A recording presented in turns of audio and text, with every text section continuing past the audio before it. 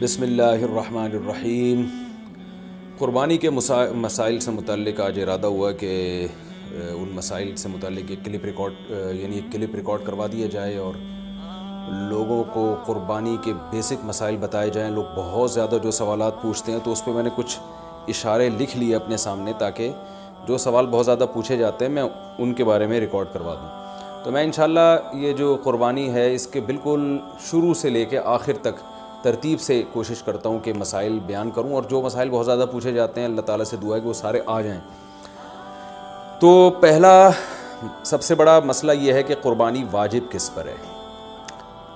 قربانی واجب کس پر ہے؟ لم سم عوام کی سہولت کے لیے ایک نصاب بیان کرتا ہوں جو علماء بتاتے ہیں 52.5 تولہ چاندی، دیکھ لیے گا نیٹ پر۔ تو اتنی مالیت کا کسی کے پاس سونا ہو یا چاندی ہو یا تجارتی مال ہو، تجارتی مال کہتے ہیں وہ سامان جو بیچنے کے لیے آپ نے خریدا ہے، یا کیش رقم ہو، یا یہ کہ ضرورت سے زائد سامان، ضرورت سے زائد سامان کہتے ہیں وہ سامان جو پورے سال بھی استعمال نہ ہوتا ہو۔ تو ایسی کوئی چیز اگر آپ کے پاس اتنی مالیت کی پڑی ہوئی ہے، یا ایک نہیں 2-4 چیزیں مل کے اتنی مالیت کو پہنچ جاتی ہیں، یعنی خلاصہ یہ نکلا کہ آپ کے جو استعمال میں آنے والی چیزوں کے علاوہ آپ کے پاس اتنی مالیت کی مال موجود ہے، اور ضروری خرچے اس میں سے نکال دیں، قرضے نکال دیں، وہ سب نکال کے بھی اتنے پیسے آپ کے پاس بچتے ہیں 50، 55، 60 ہزار تک، تو پھر آپ پر قربانی واجب ہے۔ یہ بہت مختصر بتا رہا ہوں کیونکہ اگر میں اس کی نصاب کی ڈیٹیل میں گیا تو پورا کلپ اسی میں نکل جائے گا۔ تو لم سم ایک بتا رہا ہوں آپ کو کہ اتنا اماؤنٹ کسی کے پاس ہو تو اس پر قربانی واجب ہے۔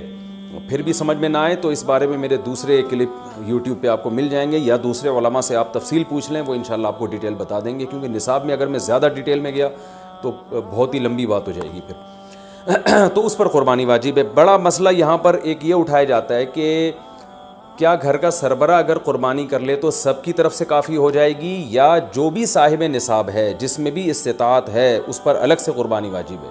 اس میں فقہا کا اختلاف ہے۔ بعض علماء کی رائے یہ ہے کہ ایک آدمی اگر گھر کی طرف سے قربانی کر لے تو سارے اہل خانہ کی طرف سے کافی ہو جاتی ہے، اور اس کے بارے میں بعض تابعین سے آثار منقول ہیں، مصنف ابن ابی شیبہ کی روایات ہیں، لیکن ہماری رائے یہ ہے، اور بر صغیر کے علماء کی رائے یہ ہے، اور امام ابو حنیفہ رحمہ اللہ تعالیٰ کی بھی رائے یہی ہے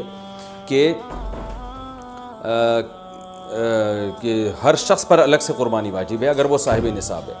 اور اس کی 2 دلیلیں بہت مضبوط ہیں۔ سب سے مضبوط دلیل رسول اللہ صلی اللہ علیہ وسلم کی حدیث ہے، من وجد سعة لأن يضحي فلم يضحي فلا يقربن مصلانا۔ آپ صلی اللہ علیہ وسلم نے فرمایا جس کے پاس قربانی کی طاقت تھی اور اس نے قربانی نہیں کی تو وہ ہماری عیدگاہ کے قریب بھی نہ پھٹکے۔ تو اس سے پتہ چلتا ہے کہ جس کے پاس بھی اس طاقت ہے، تو اس میں یہ نہیں ہے کہ گھر کا سربراہ سب کی طرف سے کرے گا، تو یہ جو ہے ایسا نہیں ہے، بلکہ صاف الفاظ ہیں حدیث کے کہ جس کے پاس بھی استطاعت ہے تو وہ اس پر قربانی اس کو کرنی پڑے گی۔ اور دوسری دلیل یہ ہے کہ عبادات میں کہیں بھی ایسا نہیں ہوتا کہ ایک کی عبادت دوسرے کی طرف سے کافی ہو جائے، تو اس پر قیاس کا تقاضا بھی یہی ہے کہ جب اسلام میں کوئی بھی ایک عبادت دوسرے کی طرف سے کافی نہیں ہوتی تو یہ کیسے ممکن ہے کہ قربانی جو مستقل ایک سنت ابراہیمی ہے وہ ایک کرے اور دوسری کی طرف سے بھی وہ خود بخود ادا ہو جائے؟ تو یہ اس کا بھی تقاضا ہے۔ بعض حضرات یہ دلیل دیتے ہیں کہ حضرت ابو بکر اور عمر رضی اللہ عنہما قربانی نہیں کرتے تھے۔ یہ دوسرے مسئلے کی دلیل ہے۔ تو پہلا تو یہ ہو گیا کہ قربانی ہر صاحب استطاعت پر لازم ہے۔ بیگم کے پاس اگر زیور ہے اور اتنی مالیت کا ہے تو اس پر بھی قربانی واجب ہے۔ پھر وہ الگ بات ہے کہ اس کی طرف سے میاں اس کی پرمیشن سے کر دے، یعنی واجب تو اس پر ہوگی لیکن ضروری نہیں ہے کہ وہ خود کرے، اس کی طرف سے اس کا میاں بھی کر سکتا ہے اس کی پرمیشن سے، اجازت سے، اور میاں اپنی طرف سے بھی ایک کر دے اور بیگم کی طرف سے بھی ایک کر دے، یعنی گھر کے ایک فرد کرے گا اور سب کی طرف سے کافی ہو جائے یہ نہیں ہے، بلکہ ہر فرد کو الگ کرنی پڑے گی۔ وہ الگ بات ہے کہ اپنے پیسے سے کرنا ضروری نہیں ہے، وہ فرد خود کرے یا کسی سے کروا دے۔ پھر جب کسی سے قربانی کروائے گا تو اس کو پیسے دے، یا جو قربانی اس کی طرف سے کر رہا ہے وہ خود اپنے پیسے استعمال کر لے تو بھی ٹھیک ہے۔ یعنی یہ بھی ٹھیک ہے کہ آپ کے جو ابا ہیں، آپ کے جو والد صاحب ہیں وہ قربانی کر رہے ہیں اور سب بالغ بچوں کی طرف سے کر رہے ہیں، پیسے کسی سے نہیں لے رہے تو بھی ٹھیک ہے، کوئی حرج نہیں ہے۔ یا شوہر بیوی کی طرف سے کر رہا ہے اور پیسے نہیں لے رہا اس سے تو بہت اچھی بات ہے، ایسا نیک شوہر اللہ میاں سب کو دلائے۔ تو یا بیگم صاحبہ کر رہی ہیں اپنے خرچے پہ اور میاں کی طرف سے بھی کر رہی ہیں، میاں سے پیسے نہیں لے رہی، تو سبحان اللہ، بہت اچھا لگا آپ کو سن کے، تو ہمیں بھی بہت اچھا لگا۔ تو یعنی پیسوں کا ہر ایک کا ڈالنا ضروری نہیں. اچھا یہ بھی ایک مسئلہ ہوتا ہے کہ بڑا بھائی کر رہا ہے سب کی طرف سے اور سب سے آدھے آدھے پیسے لے رہا ہے قربانی کے, وہ یا تھوڑے تھوڑے پیسے لے رہا ہے, باقی پیسے اپنی جیب سے ڈال رہا ہے, تو بھی ٹھیک ہے. یعنی جس کی طرف سے قربانی ہو رہی ہے اس کے لیے خود سے پیسے یعنی خرچ کرنا ضروری نہیں ہے, اس کی طرف سے اگر کوئی اور خرچ کر دیتا ہے تو بھی ٹھیک ہے, چاہے پورے پیسے خرچ کرے یا آدھے پیسے خرچ کرے. قرضہ لے کے بھی قربانی کی جا سکتی ہے. آپ کے پاس اگر پیسے نہیں ہیں تو آپ قرضہ لے کے کر سکتے ہیں, اگر آپ کو یقین ہے کہ میں یہ قرضہ بعد میں لوٹا سکتا ہوں. البتہ قرضہ کھا کے قربانی ٹھیک نہیں ہے کہ آپ نے کسی کا قرضہ دینا ہے, وہ مانگ رہا ہے, دروازے پہ کھڑا ہوا ہے, وہ دے نہیں رہے اور آپ اور اس کے پیسوں سے بکرے کاٹ رہے ہیں آپ, یہ ٹھیک نہیں ہے. یہ آخرت کے لیے بھی نقصان دہ ہے اور وہ بکرے کے لیے تو نقصان دہ بہرحال ہے ہی ہے. تو ایک مسئلہ تو یہ ہو گیا. دوسرا مسئلہ یہ ہے کہ قربانی کیا واجب ہے یا سنت ہے, تو اس بارے میں بھی دونوں رائے ملتی ہیں علماء کی. جو علماء کہتے ہیں سنت ہے وہ بھی عام سنت نہیں مانتے بلکہ سنت مؤکدہ. سنت مؤکدہ کا مطلب جو نہیں کرے گا قابل ملامت ہوگا. اور امام ابو حنیفہ رحمہ اللہ تعالیٰ کی رائے کے مطابق یہ واجب ہے, اور اس کی دلیل وہی ہے کہ پہلی بات تو یہ کہ عبادت ہے, اور عبادت میں احتیاط کے پہلو کو ترجیح دی جاتی ہے, کیونکہ احتیاط اسی میں ہے کہ اس کو اگر واجب قرار نہیں دیتے تو بہت سے لوگ قربانی کا فریضہ چھوڑ سکتے ہیں اور اس بات کا خطرہ موجود ہے کہ قیامت میں ان کو گناہ نہ ملے. تو اس لیے احتیاط کے پہلو کو ترجیح جائے گی. اور مضبوط دلیل امام حنیفہ کی قرآن نبی صلی اللہ علیہ وسلم کی وہی حدیث ہے, من وجد سعۃ لأن یضحی فلم یضحی فلا یقربن مصلانا.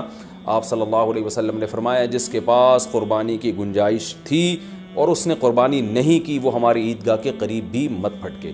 آپ صلی اللہ علیہ وسلم 10 سال مدینہ منورہ رہے, ہمیشہ آپ صلی اللہ علیہ وسلم نے قربانی کی ہے.